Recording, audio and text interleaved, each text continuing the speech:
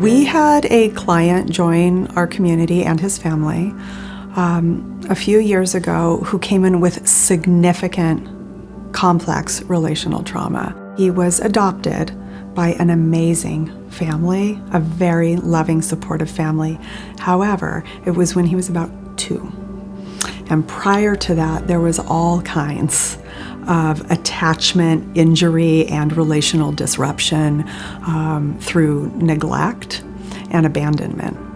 So even though he was brought in to a new family that was very loving and caring, he had such a difficult time connecting and trusting and even believing that this was safe.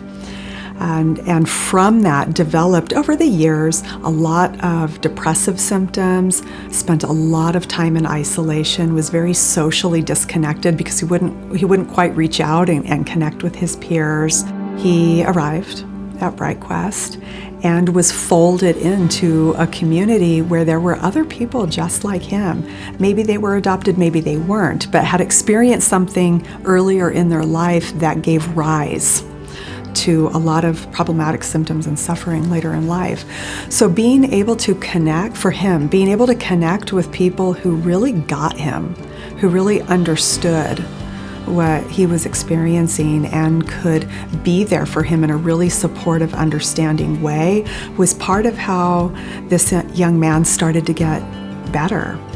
Same with his family. They had been suffering for years, the son that they loved so much that they just couldn't really connect with them. So they were getting their own help while at BrightQuest, working with other families who'd had similar experiences and working with their therapists. The treatment process is not linear.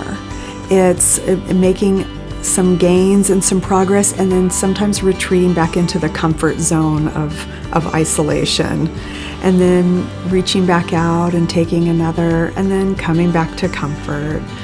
And it's through this process of forward and back that over time this person has developed and experienced safety in relationships, reparative relationships, not just with his parents, but with the staff members who were working on his care and all of the peers, some of whom he's still friends with today.